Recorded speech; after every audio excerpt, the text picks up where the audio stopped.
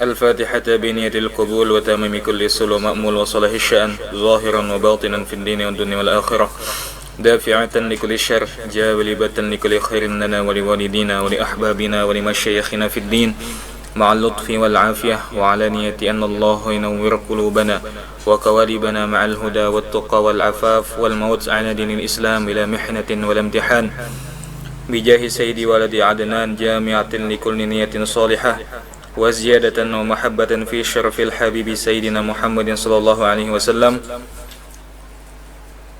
وخصوصا إلى روح الإمام يحيى بن شرف النووي رحمه الله وإلى حضرة النبي صلى الله عليه وسلم. الفاتحة. أعوذ بالله من الشيطان الرجيم. بسم الله الرحمن الرحيم. الحمد لله رب العالمين الرحمن الرحيم مالك يوم الدين إياك نعبد وإياك نستعين اهدنا الصراط المستقيم صراط الذين أنعمت عليهم غير المغضوب عليهم ولا الضالين آمين. Assalamualaikum warahmatullahi wabarakatuh. Bismillahirrahmanirrahim. Alhamdulillahi rabbil alamin. Wassalatu wassalamu ala asyrafil anbiya'i wal mursalin Sayyidina wa nabiyina Muhammadin wa ala alihi wa ashabihi ajma'in. Amma ba'd. Subhanaka la ilma lana illa ma 'allamtana innaka antal alimul hakim wa la hawla wa la quwwata illa billahil aliyyil azim. Rabbi shrah li sadri wa yassir li amri wahlul 'uqdatam min lisani yafqahu qawli. Pemirsa rahimakumullah, kembali kita melanjutkan kajian hadis Arba'in Nawawiyah. Kali ini kita sampai ke hadis yang ke-17. Bismillahirrahmanirrahim.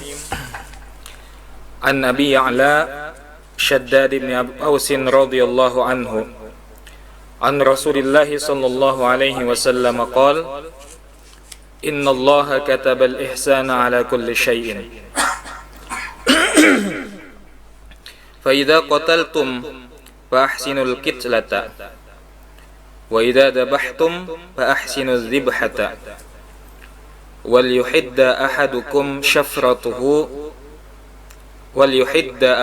شفرته وليرح ذبيحته. رواه Muslim.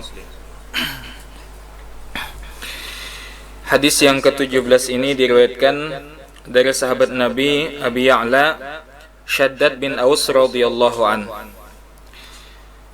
dari Rasulullah sallallahu alaihi wasallam,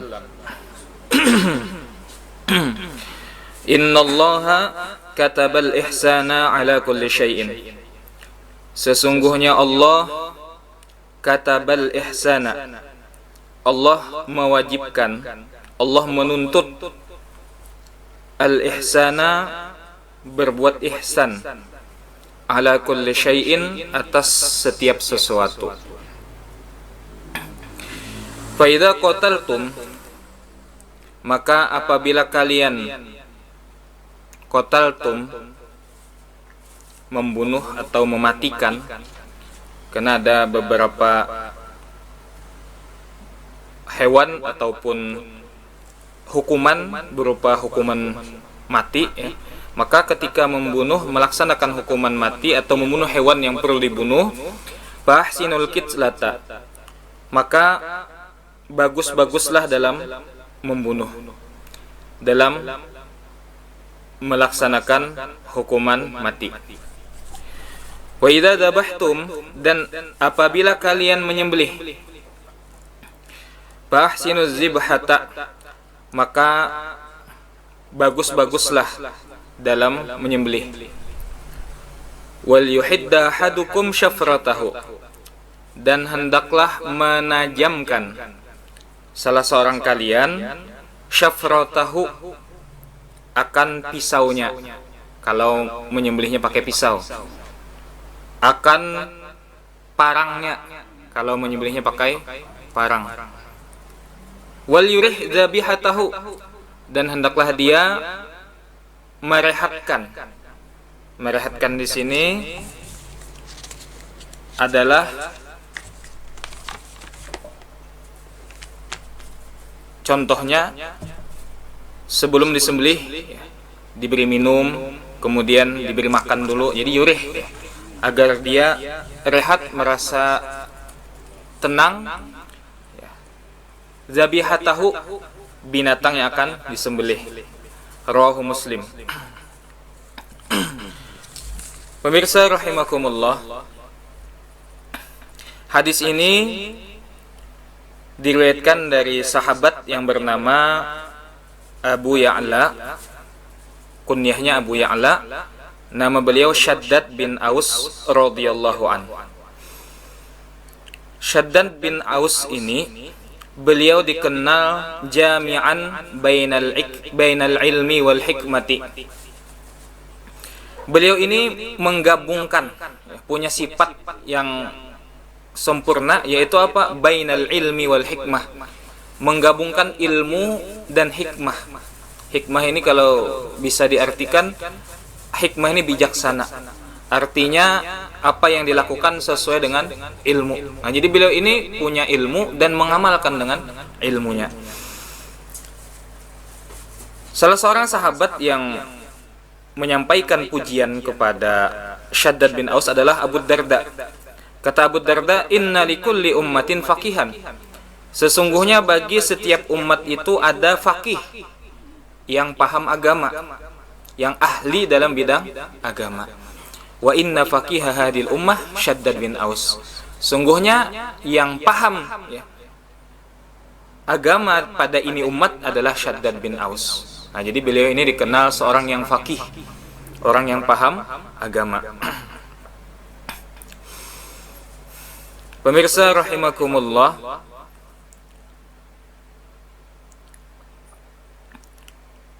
Shaddad bin Aus, sahabat Shaddad bin Aus ini meriwayatkan hadis dari Nabi sallallahu alaihi wasallam, ada sekitar 50 hadis. Jadi hadis Nabi yang diriwayatkan melalui jalur sahabat Shaddad bin Aus ini ada 50 hadis. Di antaranya ada sebuah hadis yang diriwayatkan dari Shaddad bin Aus, sami'tu Rasulullah sallallahu alaihi wasallam yaqul, aku mendengar Rasulullah sallallahu alaihi wasallam bersabda, "Idza kana zannasu dzahaba wal fiddata." Kata Nabi kepada Shaddad bin Aus, apabila manusia, orang-orang menyimpan emas dan perak, orang-orang pada menimbun harta. Nah, kata Nabi, "Paknas haulail kalimat." Kalau orang-orang menimbun emas dan perak, kalau engkau cukup simpanlah beberapa kalimat ini, beberapa doa ini. Artinya doa ini lebih baik daripada yang disimpan oleh manusia. Kalau manusia menyimpan emas dan perak, maka doa ini lebih baik daripada emas dan perak. Apa doa yang diajarkan Nabi kepada Shaddad bin Aus? Allahumma inni as'aluka tsabata fil amri wal azimata 'ala ar-rusydi wa as'aluka syukra ni'matika wa husna ibadatik wa as'aluka min khairi ma ta'lam wa a'udzu bika min syarri ma ta'lam wa astaghfiruka lima ta'lam innaka anta 'allamul ghuyub. Nah, jadi ini doa yang diajarkan Nabi kepada Shaddad bin Aus, yang mana kalau kita pahami dari hadis ini bahwa doa ini lebih baik daripada menyimpan emas dan perak. Jadi mengamalkan doa ini lebih baik daripada menyimpan ataupun menimbun emas dan perak. Kalau menimbun itu kan banyak ya. Jadi kalau manusia menimbun emas dan perak, engkau cukup menimbun, arti menimbun, memperbanyak membaca doa yang diajarkan Nabi tadi. Nah, selain itu Shaddad bin Aus inilah juga yang meriwayatkan hadis Nabi tentang Sayyidul Istighfar. Nah, jadi kalau kita kenal Sayyidul Istighfar, maka Sayyidul Istighfar itu diriwayatkan oleh sahabat Nabi yang bernama Shaddad bin Aus ini. Nah, apa manfaat dari Sayyidul Istighfar? Jadi sayyidul istighfar itu Allahumma anta rabbi la ilaha illa anta khalaqtani wa ana 'abduka wa ana 'ala ahdika wa wa'dika mastata'tu a'udzu bika min syarri ma sana'tu abu'u laka bi ni'matika 'alayya wa abu'u bi dhanbi faghfir li fa innahu la yaghfiru dzunuba illa anta. Nah, jadi kata Nabi, man qalaha minan nahar mukinan biha. Siapa yang membaca sayyidul istighfar ini di waktu siang, mukinan, dia yakin ya, dengan bacaannya itu bahwa itu adalah bacaan ya, yakin ini kan dia hayati ya daripada makna sayyidul istighfar ya. Nah, di antara maknanya kan abu ulaka bi ni'matika alayya wa abu bi dzambi. Aku mengakui bahwa nikmat Engkau wahai Allah banyak ada pada diriku. Betapa banyak nikmat yang Kau berikan kepadaku, wa abu bi dzambi. Aku juga mengakui banyak dosa. Walaupun banyak dapat nikmat, tapi kita masih berani mengerjakan dosa. Makanya di ujungnya faghfirli, ampunilah aku. Nah, jadi kalau mukinan musaddiqan, kita betul-betul jujur dengan sayyidul istighfar ini, pamata min yaumihi, kemudian dia mati habis umurnya di hari itu, qabla ayyamsiya, sebelum sore hari ya, pagi hari baca umpamanya lah, lalu tengah hari meninggal ya sebelum sore, bahwa min ahlil jannah. Nah, itu sudah kata Nabi dijamin sudah min ahlil jannah, orang itu masuk ke dalam surga. Wa man qalaha final laili, siapa yang membaca sayyidul istighfar ini mukinan ya, mukinan ini musaddiqan, membenarkan dari segi artinya tadi, dia yakini betul-betul ya. Di antara dia mengakui bahwa nikmat Allah banyak pada dirinya, dan dia mengakui bahwa banyak dosa yang ia lakukan. Pama taqabla yusbiha, kemudian dia meninggal di malam itu sebelum waktu subuh ya. Pamanya tengah malam meninggal, pokoknya sebelum waktu subuh, bahwa min ahlil jannah, maka orang itu termasuk penghuni surga. Nah, jadi itu manfaat ketika kita mengamalkan sayyidul istighfar. Sayyid itu kan pemimpinnya. Nah, jadi istighfar yang lain itu bawahannya ya. Ini pemimpinnya, pemimpin istighfar. Kalau membaca ini di siang hari bisa pagi ya, tapi lebih aman itu pagi hari ya. Kalau kita membaca di pagi hari, meninggal umpamanya jam 10 ya, itu sudah termasuk ahli jannah. Kalau kita membaca di malam hari ya, jadi untuk siang dibaca di siang hari ya, jadi 2 kali dalam sehari semalam membaca sayyidul istighfar ini. Nah, kalau kita membaca semacam wirdul latif, ini sudah ada ya, bacaan sudah termasuk dalam paket wirid yang ada di dalam wirdul latif, yaitu yang disusun oleh Al-Habib Abdullah Al-Haddad. Nah, jadi Syaddad bin Aus ini beliau sakana Baitul Maqdis, tinggalnya di Baitul Maqdis di Palestina ya. Dan beliau meninggal ya di Baitul Maqdis itu tahun ke-58 Hijriah, dan usia beliau saat itu adalah 75 tahun. Nah, kembali kepada matan hadis ya, dari Nabi sallallahu alaihi wasallam bahwasanya Allah kataba ini aujaba wa farada. Allah mewajibkan al-ihsan. Al-ihsannya apa? Tahsinal a'mal al-masyru'ah. Membaguskan amal-amal yang disyariatkan. Jadi ketika kita beramal ya, melakukan perbuatan-perbuatan yang dianjurkan oleh syariat, maka harus dalam keadaan tahsin ya, diperbagus. Atau dalam istilah lain disebutkan ihkamu wal ikmal wat tahsinu fil a'mal al masyru'ah, yaitu kita harus mantap ya, harus sempurna. Istilah melakukan ibadah harus semaksimal mungkin, totalitas, jangan seadanya, asal jadi. Nah, jadi dalam melakukan perintah Allah Subhanahu wa taala harus sebaik mungkin. Itulah maksud daripada al-ihsan. Makanya di dalam hadis ya, di awal-awal itu hadis kedua kalau tidak salah, al-ihsan itu apa? Anta abudallah ka'annaka tarah. Kita beribadah kepada Allah seolah-olah kita melihat Allah. Bagaimana orang beribadah ya, ketika seakan-akan melihat Allah? Tentunya dia beribadah dengan sebaik mungkin, dengan sesempurna mungkin, ya. Karena dia melihat, ataupun kalau tidak bisa, fa illam takun taro fa innahu yara. Kalau kita tidak bisa beribadah seakan-akan melihat Allah, maka yakinlah bahwa Allah melihat kepada ibadah kita. Bagaimana ibadah seseorang yang diawasi oleh Allah Subhanahu wa taala? Tentunya dia akan melaksanakannya dengan sebaik mungkin. Karena yang mengawasinya adalah Allah Subhanahu wa taala. Jadi al-ihsan ini Allah wajibkan ala kulli syai'in, kepada setiap sesuatu. Nah, jadi Allah wajibkan, ya, al-ihsan, ya, kepada setiap sesuatu, wa huwa matlubun indal itsyani bil faraid. Jadi yang namanya ihsan ini dituntut ketika kita melaksanakan kefarduan yang Allah wajibkan kepada kita. Melaksanakan sholat, laksanakanlah sebaik mungkin. Melaksanakan zakat, laksanakan sebaik mungkin. Melaksanakan puasa dan lain sebagainya, itu harus dalam koridor ihsan, ya. Dalam koridor sebaik mungkin, semaksimal mungkin totalitas, ya.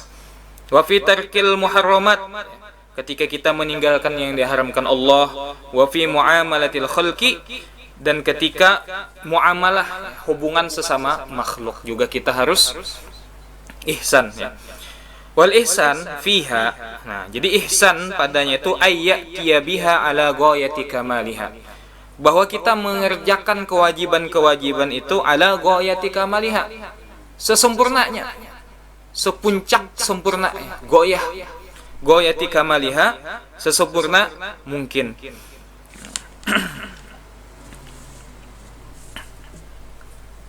Nah, jadi ala kulli syai'in, Allah mewajibkan al-ihsan, ya, kita melakukan sesuatu dengan sebaik mungkin itu ala kulli syai'in, atas setiap sesuatu, melakukan apapun itu.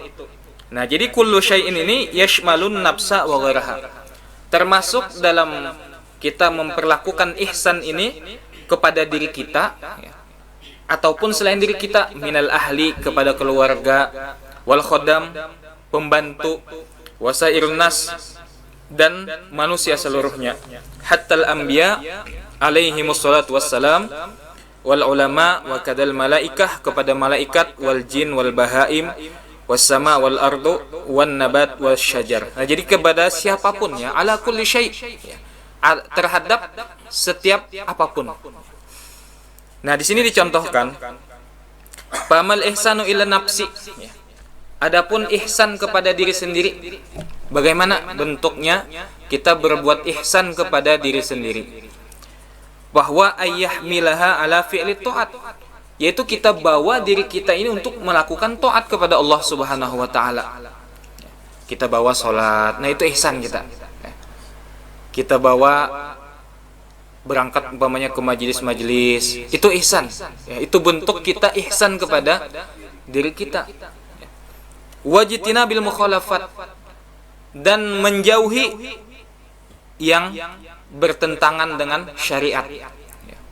Kita jauhi, kita bawa diri kita untuk menjauh daripada hal-hal yang dilarang oleh syariat agama kita, ya. Pokoknya kita bawa diri kita untuk menjauhi segala macam maksiat. Nah, itu kita ihsan, ya. Orang ramai umpamanya melakukan maksiat, apalah umpamanya di tempat sana tuh ramai orang bawa maksiat, jangan kita bawa diri kita ke sana, itu bentuk kita ihsan. Tapi kalau sebaliknya, ya, sebaliknya ada orang ramai berbuat maksiat lalu kita bawa diri kita ke situ, nah itu namanya kita tidak berbuat ihsan kepada diri kita.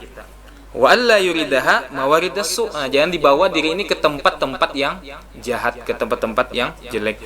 Wala yuzlimuha bima'siyatin, di sini disebutkan jangan menzolim diri kita dengan berbuat maksiat. Jadi ketika kita berbuat maksiat itu diibaratkan kita zolim terhadap diri kita, ya. Karena sama halnya kita menjerumuskan diri kita ke dalam api neraka, ya.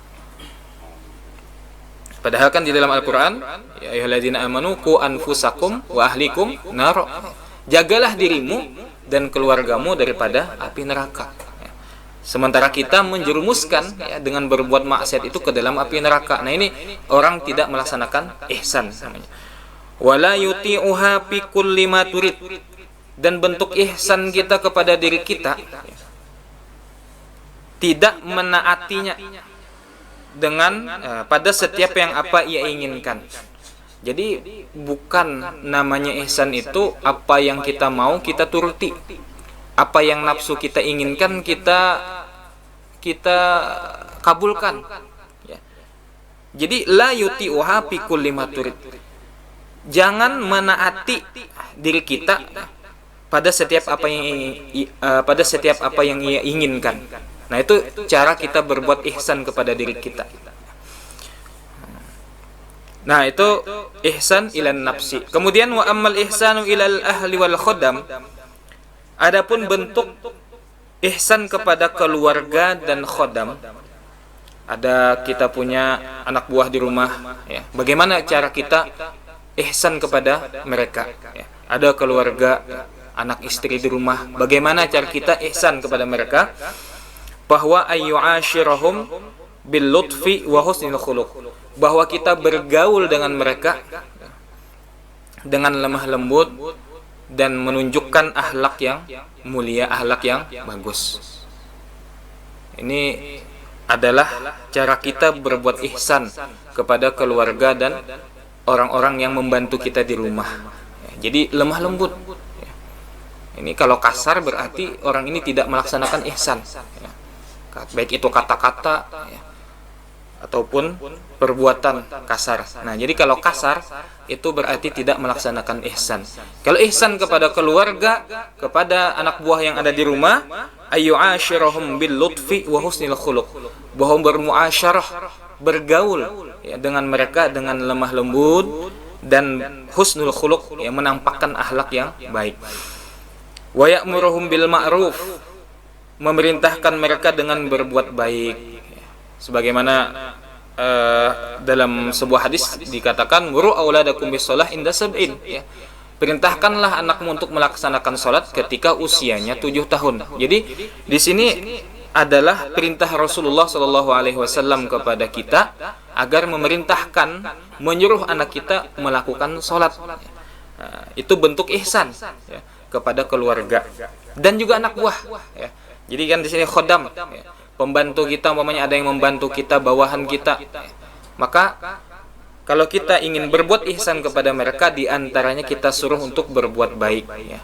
Kalau sampai waktu sholat, luangkan waktu ya. Ayo kita istirahat dulu ya.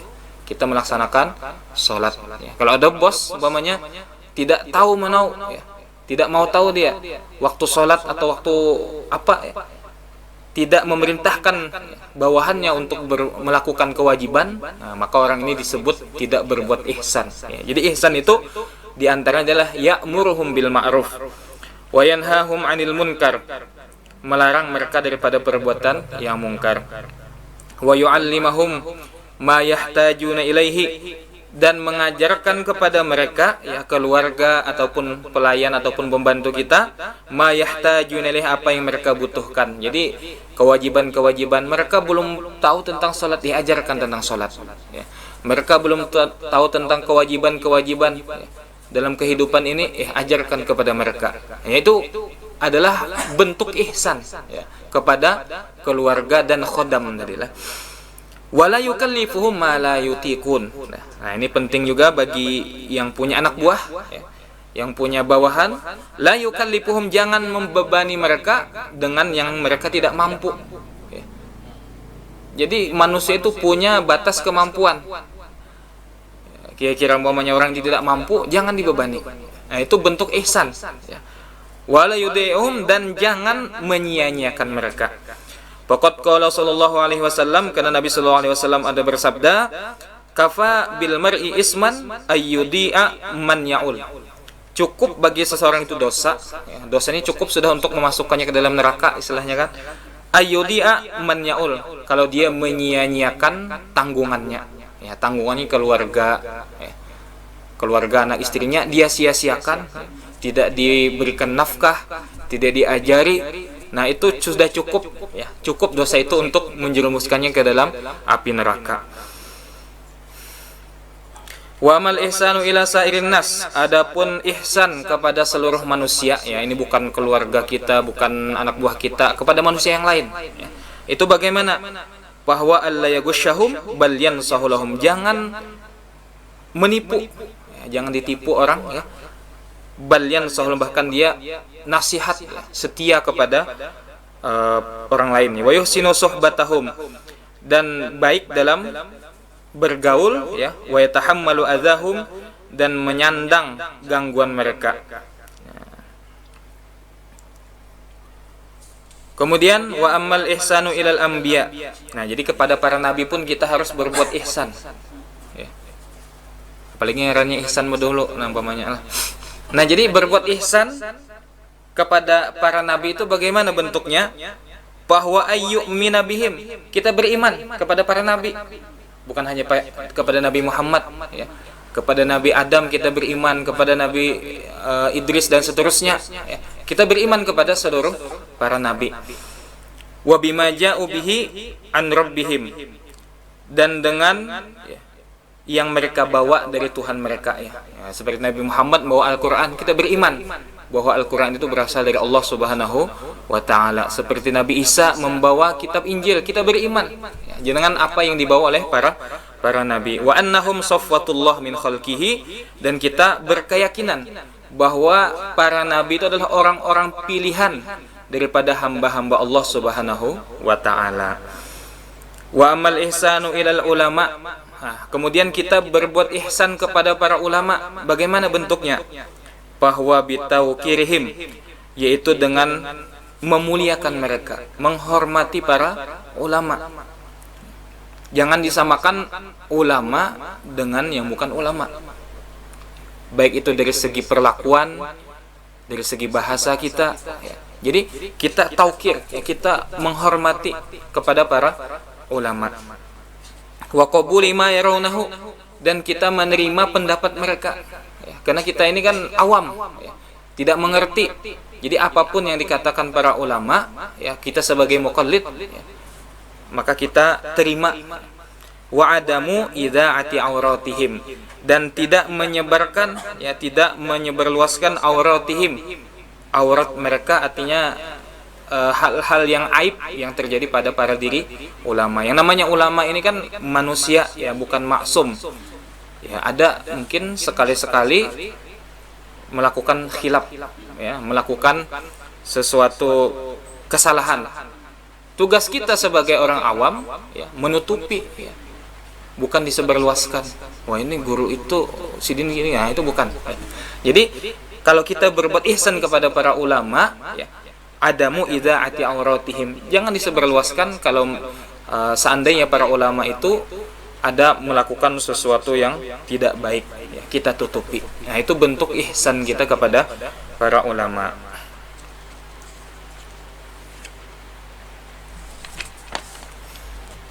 Nah, wa ammal ihsanu ilal bahaim, adapun ihsan kepada binatang-binatang. Kita punya binatang, ya, ataupun binatang-binatang liar lainnya. Apa? Bahwa alla yuji'ahum, jangan biarkan mereka kelaparan. Nah, jadi kalau punya binatang di rumah, ya, peliharaan, jangan sampai, ya, mereka binatang peliharaan kita itu kelaparan. Nah, kalau kita menyebabkan mereka kelaparan, berarti kita tidak ihsan, tidak berbuat ihsan kepada binatang tersebut.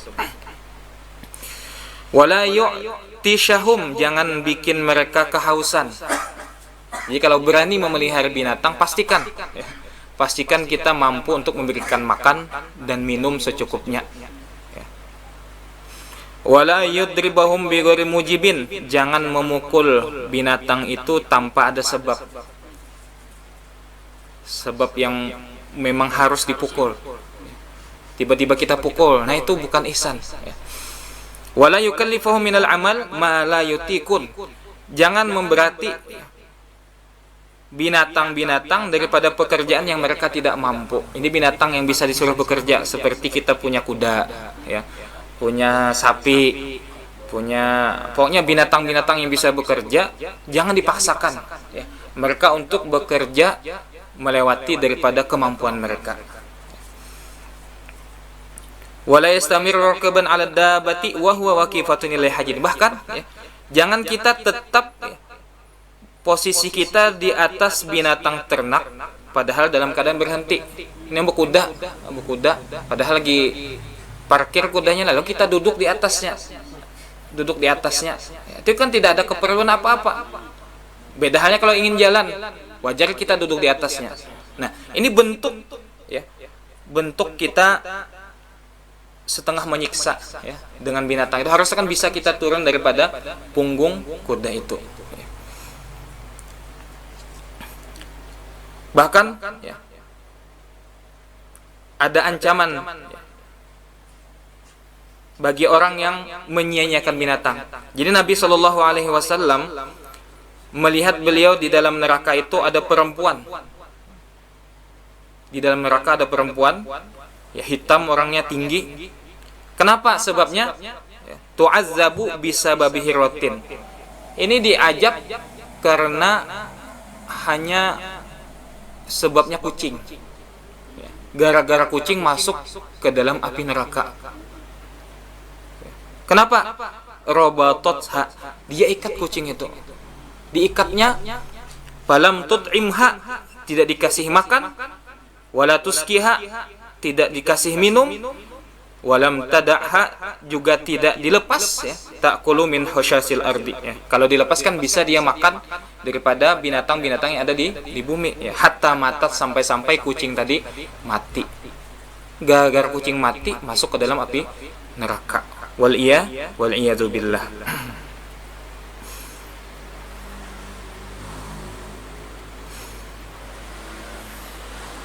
Nah, itu tadi beberapa bentuk ihsan kita ya, kepada diri sendiri, kepada keluarga, dan kepada para anbiya dan binatang tadi ya. Jadi kalau kita ingin berbuat ihsan, maka harus tadi melakukan beberapa hal yang disebutkan tadi. Kalau tidak ya, kita tidak melaksanakan yang namanya ihsan. Nah, satu lagi, wa amal ihsanu ilan nabati wasyajar. Adapun ihsan kita kepada tumbuh-tumbuhan dan pohon-pohonan ya, kalau kita punya tanaman ya, kita ihsan kita apa? Payakunu bi ta'ahudihima bisaqi. Harus dirawat ya, harus dirawat dengan disiram. Kalau punya tumbuhan tidak disiram, kita berarti melanggar ya, melanggar yang namanya ihsan kepada tumbuh-tumbuhan ya. Wa hifzuhuma minal mutlifat, dan menjaga tumbuh-tumbuhan itu daripada yang dapat menghancurkannya, dijaga. Nah, jadi Allah Subhanahu wa taala kataba alaikumul ihsan, mewajibkan kepada kalian ya, menuntut kepada kalian untuk berbuat ihsan. Kemudian sambungan hadis, fa idza qataltum, maka apabila kalian qataltum, qatala ini membunuh ya, aradtum qatlaman yazu qatluhu, kalian ingin membunuh orang yang boleh dibunuh. Contohnya diantaranya adalah orang yang mendapat hukuman mati ya. Orang membunuh ya, kemudian disidang, lalu dia dihukum mati, maka eksekutornya ini boleh ya, dalam melaksanakan pembunuhan. Nah, tapi dalam masalah pembunuhan itu ahsinul kitslah, maka perbaguslah dalam proses pembunuhan itu. Penghilangan nyawa itu harus dalam keadaan yang terbaik. Yaitu apa? Ikhtiyaru ashalit turuq, memilih paling mudah ya.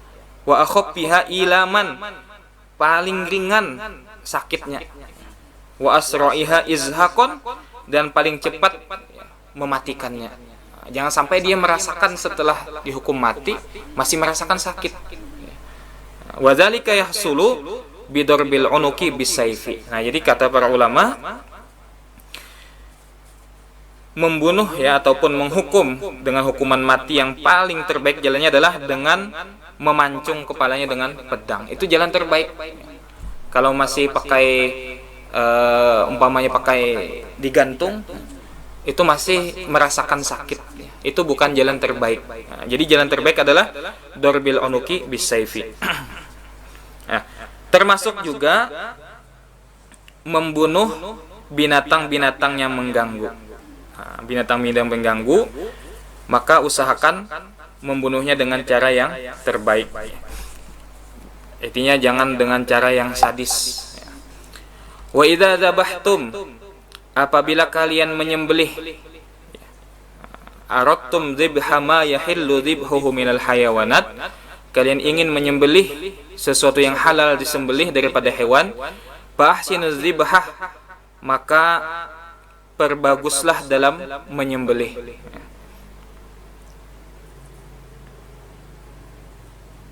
Ya. Bagaimana caranya? Wal yuhidda ahadukum syafratahu. Nah, jadi cara menyembelih yang terbaik itu diantaranya adalah hendaklah dia menajamkan alat untuk memotongnya. Itu bisa pisau ataupun lading. Ya. Kalonya sapi apa biasanya? Parang lah. Nah, itu ditajamkan dulu. Supaya apa? Supaya si binatang yang disembelih ini tidak merasakan sakit yang lebih daripada yang seharusnya. Wa ihdaduha wajibun in kanat kallah. Nah, bahkan menajamkan alat untuk menyembelih ini hukumnya wajib in kanat kallah, jikalau alatnya itu sudah tumpul. Jangankan binatang umpamanya yang istilah sayur aja umpamanya mantul sudah. Nah, itu kalah namanya. Kalah artinya kalah dari pang lah. Kalah lawan binatang deh. Kalahnya artinya tumpul ya. Wa illa kalau masih tajam ya tetap disuruh untuk menajamkan lagi. Hukumnya mandubun, hukumnya sunnah. Wal yurih zabihatahu, dan hendaklah dia merehatkan, menyenangkan ya, zabihatahu, jangan dibuat stres ya binatang yang ingin disembelih itu. Nah, caranya bagaimana? Bi ayya'ridu 'alaihal ma, dengan bahwa disuguhkan kepadanya air qabla zabhiha, sebelum disembelih, litasyraba, diminumi dulu. Wa ayyasuqha ila mawdi'i dzibhi birifqin, bahwa dia digiring ke tempat untuk menyembelih itu dengan lemah lembut. Jangan berkarasan. Ya, jangan berkarasan. Wa ayyatja'aha bimakani sahlin ghairu wa'rin, dan bahwa merobohkannya di tempat yang mudah. Kalau sekarang sudah mungkin ada alat-alat tertentu yang dapat memudahkan untuk merobohkan binatang yang ingin disembelih. Nah, boleh itu. Ya. Itu ihsan kita ya, bentuk ihsan kita cari cara yang terbaik bagaimana binatang sembelihan ini mendapatkan perlakuan yang boleh dikatakan istimewa ya, karena ini kan hendak disembelih ya. Wa ayyu ajila imrasikin ala muazbahiha biquwatin. Nah, jadi hendaklah disegerakan cepat menyembelihnya, jangan bagaimana kayak irama. Nah, jadi hendaklah cepat, secepat mungkin. Kalau bisa sekali dua kali sudah terpotong ya, harus dipotong ya. Biquwatin liyasra'a mautiha, supaya cepat matinya. Wala yuhidda sikina bihadratiha, dan jangan menajamkan sikin, pisau itu di depan binatang yang ingin disembelih. Ini sapinya dihiga lah, menyembelih dulu. Apa asah parang. Apa ada sapinya melihatlah. Bepaluhan sapi. Nah, jadi jangan menajamkan sikin ya, pisau itu di depan binatang yang ingin disembelih. Bal yuariha, hendaklah disembunyikan. Waliyudzabihu bahimatan wa ghurratan zurilaiha. Dan ini juga jangan menyembelih binatang ya, sedangkan binatang gilirannya berikutnya melihat. Ini ada 3 ekor sapi yang disembelih ya. Jangan di depan ya, menyembelih 1 ekor sapi, di depan 2 ekor sapi yang belum disembelih. Nah, jadi apa? Siyama ummuha au bintaha. Lebih-lebih lagi kalaunya di depan ibunya atau anaknya. Nah, jadi beginilah agama kita mengatur ya. Sedemikian rupa berbuat baik itu bukan hanya kepada sesama manusia, bahkan kepada binatang pun, bahkan kepada binatang yang ingin disembelih pun ya, agama kita mengatur sebaik mungkin agar menghasilkan ya, binatang yang sesuai dengan syariat agama kita.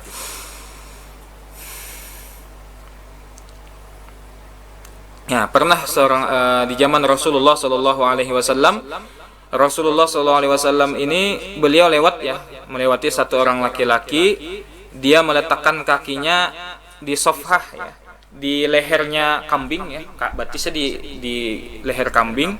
Wahwa yuhiddu syafratahu, ya, sambil itu mengasah parangnya, ya, mengasah parang, ya, di batis kambing karena disembelih lah. Wihatul hazu ilaiha bibasariha. Jadi kambing itu melihati orang mengasah parang tadi. Pakola, jadi janabi, afala qabla hadza, kenapa sebelum ini? Kenapa tidak sebelum? Artinya kenapa kada berdahulu mengasah ladingnya? Kenapa tidak sebelum ini mengasah parangnya? Aturidu antumita mautata ini? Apakah engkau ingin dia mati 2 kali? Mati ketakutan, ya. Mati disembelih. Halla ahdatta syafrataka qabla an tadja'aha. Kenapa engkau tidak menajamkan parangmu sebelum engkau merobohkannya? Jadi ini diberikan nasihat oleh Rasulullah Shallallahu Alaihi Wasallam. Ya, kalau bahasa kita mungkin dimamai, ya, dimamai Nabi orang yang melakukan hal yang demikian. Nah, itulah tadi, ya, hadis yang ke-17. Ya, jadi intinya adalah kita diperintahkan oleh Allah Subhanahu wa taala melewati lisan nabinya, ya, untuk berbuat ihsan, ya, kepada setiap apapun, ya, bahkan kepada binatang. Ya. Begitulah agama kita mengajarkan kepada kita. Mudah-mudahan, ya, dengan pembacaan hadis yang ke-17 ini kita mendapatkan berkah dan manfaat, ya, dan kita dapat mengamalkannya dalam kehidupan sehari-hari. Wabillahi taufiq wal hidayah. Wassalamualaikum warahmatullahi wabarakatuh.